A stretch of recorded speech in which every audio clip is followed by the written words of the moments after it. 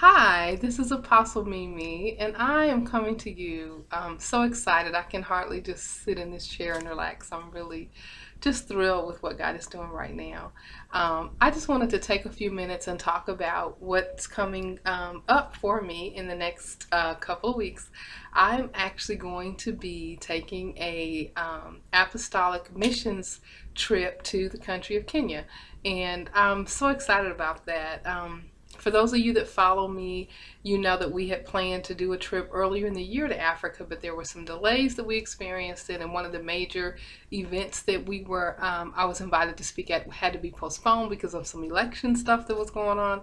That was a little bit, would have been a little bit too congested in the city for that time. So the Lord just kind of put it on our hearts to put some things on hold for a little bit, and but in the month of August, God has actually opened some doors, some really great doors, actually better and more expansive and a lot more inclusive than what we originally planned. So, God is a blessing. He knows how to take care of his own, and he understands when we have needs and what it is that he desires us to do.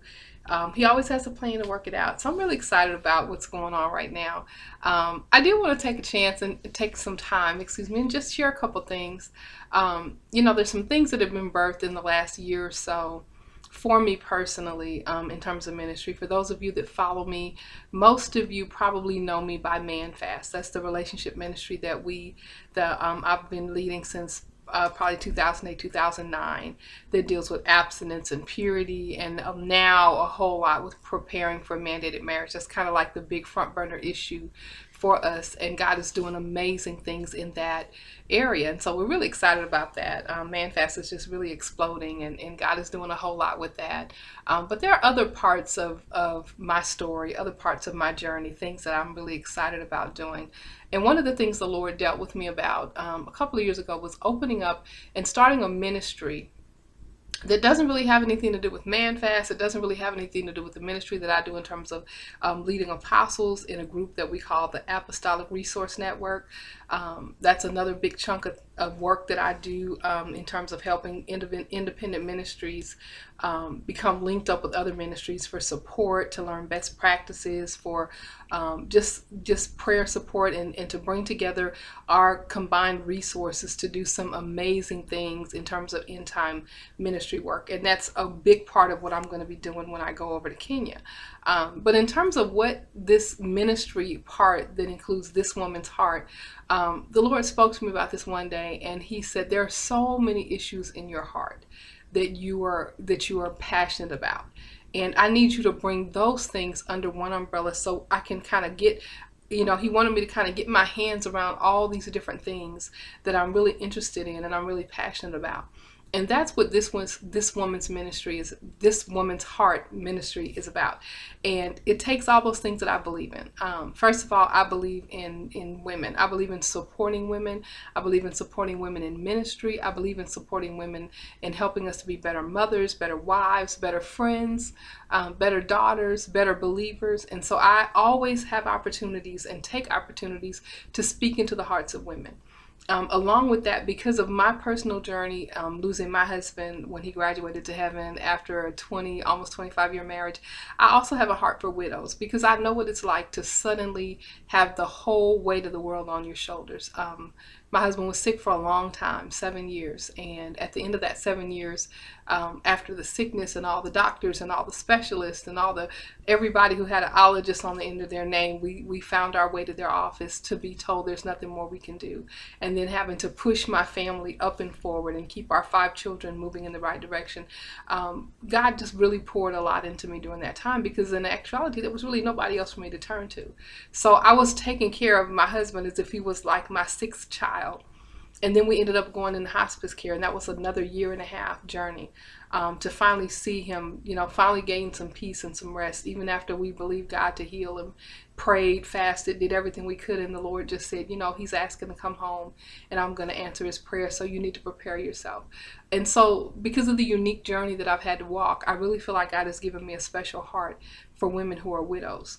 and to be able to really encourage them and speak into their lives and pray them and just kind of keep them moving up and forward, understanding the value that they still bring to the earth, the fact that they poured into children, that they poured into a spouse, that God sees that, and to really look at them. And even in terms of the lady who in the Bible, the widow in the city of Nain, who lost her husband and then lost her son, and Jesus' heart in that moment when he raised that son from the dead really showed us that he cares about widows. And so I have a heart for widows. I have a heart for children. I love children. I have 5 of my own natural children and a bunch of spiritual children, and people just adopt me. I have a daughter, a goddaughter that's Kayla, who's autistic, and she's the one who came up with the name Mimi because she couldn't say Melissa like everybody else. So she kind of just started calling me Mimi, and it stuck. And then later found out that Mimi means grandmother and godmother in French. And so I have a heart for children. And so I love to support children. I know some of you may have seen the videos I've done to help different organizations that support children and doing very unique work in the continent of Africa. And I just feel like if we have all these orphans that have been left by the plagues of violence and the plagues of HIV/AIDS, then I don't really just see that as a serious problem per se. I really see that as an opportunity where God has given to the church these children and the opportunity to shape and mold and speak into the next generation. We literally have an opportunity to create the lifestyle and the mindset of believers that are now 4 and 5 and 6 years old, that in the next 20 years, they're going to be the movers and shakers of the nation. So what we do with the opportunity God has given us in being able to bring these children in and raise them up in the fear and admonition of the Lord and teach them and give them skills and get them educated, God has given the church the opportunity to do something this magnanimous with the next generation, and how we pour into them, and they will then lead these countries in Africa. And I so have a heart for that. I have a heart for young girls who want to be educated. I personally sow into a young lady that's connected to one of the ministries that I'm going to visit there, some money every single month to make sure her school fees are paid. She's an orphan. She doesn't have parental support. She doesn't have people in her life other than the apostles and the pastors of the organization where the ministry that has this group, Bray of Hope Ministry, with Berean Christian School and Baum Christian Ministries, all under the same umbrella, led by Apostle Ben Onyango and his wife Dorothy, Pastor Dorothy. And they do an amazing work, and they do hands-on, day in and day out ministry, exactly as the Bible says in James 1:27, and where he says to take care of the widows or orphans and keep yourself free from offense. And so I sow into those kind of ministries because that's where my heart is. That's what this ministry is about. This Woman's Heart Ministries. All of those things in my heart. I want to see ministry done well. I want to see ministry done with integrity. I want to see pastors have other pastors that support them. I want to see pastors' wives and women who are in ministry feel like they have someone that's there for them, someone they can pray with, someone they can go to when they have a challenge. I mean, if you're the one praying for everybody else, who do you go to when you need somebody to pray for you? And that's why I want to support these people, and I want to go there and spend some time learning what they need, learning how we can help, because we have so much here in America. I say this all the time. If you follow my posts, or you listen to my videos, we just have so much, and they struggle with so little, but they do so much. And I want to be a blessing. Another thing that's in my heart is what the Spirit of the Lord is doing in the atmosphere of the world. And I keep hearing God talk about revival, and not just the kind of revival where the pastor comes from the next town and preaches 3 nights in a row and you take up an offering and then you go back home, and then go back to the routine. No, we're talking about a revival that will spill out into the streets, a revival that will bring a presence of God so on a city and on a town and in an area that where people will just be drawn to the Spirit of the Lord because they feel the presence and the power of God there. That kind of move of God has a specific formula, and God calls that the anatomy of a revival. That's in my heart as well, because I want people to know Jesus. I know Jesus. I love Jesus. I walk closely with Jesus. My Father God ministers to me. He keeps me safe. He keeps me sane. He gives me an anointing to change lives. And I'm just not going to anybody else but Him. And I want everybody on the face of the earth to love God like I love God, to know God like I know God, to know Him better than I know Him. And that's another thing that's in this woman's heart, that people come to know the Lord in a very real and significant way.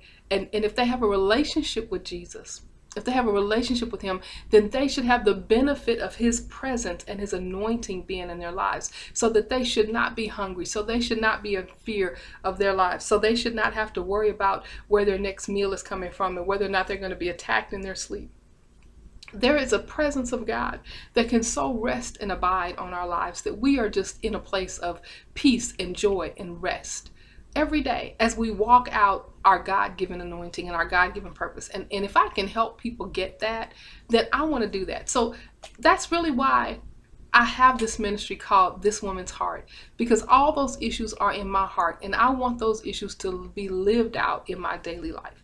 And if God said, I need you to go to the nation of Kenya, and I need you to hook up with these pastors and these teachers and these ministers and link them together and teach them how to flow the way that I want them to flow, and to be there to support them, to be there to pray for them, to be there to encourage them, to be able to speak to them. One of the things that I'm going to get to do when I go to Kenya is there's an organization, again, with Apostle Ben, where they're going to actually set up a time where I can sit with the women who are widows that they are teaching a skill and training, and they're believing God for sewing machines, so that they will learn how to develop a skill so they can take care of themselves and feed their own families and not have to be dependent on people to take care of them as somebody that's destitute. And I absolutely love that. I'm so excited to be able to go and sit with them and talk to them and pour into them as one widow to another widow, as a one woman to another woman, to just encourage them in the Lord and to learn from them what incredible strength they must have to have gone through what they've gone through and still are able to walk and smile and give God praise. I'm excited about being able to see this ministry up close and impersonal. I'm going to be going to several cities while I'm there. I'm going to actually spend about 10 days in the city, in the country of Kenya, going from the east part of the country to the west part of the country. And I'm going to be visiting ministries and orphanages and schools, and hopefully I'll be able to take some books and some donations and some things that will bring their lives better, to improve them and to encourage them, and to speak into some pastors. And God has already given me a word. He's given me some things to share with the different leaders so that they will be encouraged and to be able to go on and to believe God for some things for them, and to just join my faith with them. And the reason that I'm sharing all this with you is because I would love to have your help in going to do what God called me to do.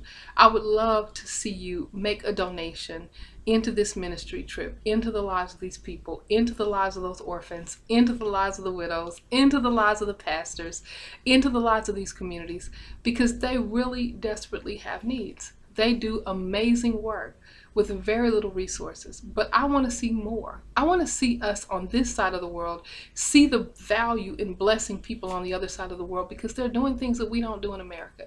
And I put this challenge out the other day because actually somebody said to me, I don't get why you're always talking about taking care of kids in Africa when we have kids right here in America that are hungry. And I said to her, you know what, here's the situation. I know two ministries personally, two. And they both are taking care of 90 orphans, a little bit more than 90 orphans every single day, 24/7. Food, clothing, shelter, protection, immunizations, healthcare, school, education, 24 hours, 7 days a week, 365 days a year. I do not know any ministries, any organizations in the United States that do that on that scale. If you can tell me of a ministry in the United States that has orphanages that care for children on that level, I would be more than happy to support that ministry and to sow into that ministry. And I'm saying that as God's honest truth. I will do it. But we just don't have that here because we have foster care. You know, when somebody leaves a baby in a trash can or at a hospital or something, the calls just run up all of the switchboards at the location saying, I want to adopt that baby. I want to adopt that baby. But you know, there's so many orphans in Africa. There's nobody lined up trying to adopt those kids. And somebody has to be there for them. That's what Jesus said. The word said, the word said in James. That's what real ministry, pure and genuine ministry, is: caring for the widows and orphans, caring for those who are at risk for homelessness, at risk for being brought into sexual exploitation, at risk for dying from diseases that are totally preventable because they just don't have health care and they just don't have immunizations. And for me, that's just not good enough. That is just not good enough to know that my children are home, safe at night, that they're healthy, that they're well fed, that they're educated, that they can go to the doctor they need to. But there are other children who did nothing wrong, except be born to parents who got sick and died. And they don't have that. And we can do something about that. As much as we have kids that are in soccer and piano lessons and dance lessons and football practice and all of the things that we spend money for them to have no time to do the things that they need to do, one activity, if you decided, well, you know what, let's do 3 activities instead of 4 activities, and the money toward that activity could go to help feed these children. Now, I'm not talking about soccer and football and ballet practice with them. I'm talking about food. I'm talking about shoes. I'm talking about clothing. We have to get a different heart here in America. And I really hope this doesn't anger people, but it's a reality in which we live, and we have got to do better. We as the church have got to stop going to church and start being the church.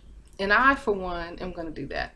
So I am planning to go next month, and I would love to have your support, whether it's $20 or $50 or $100 or $1,500.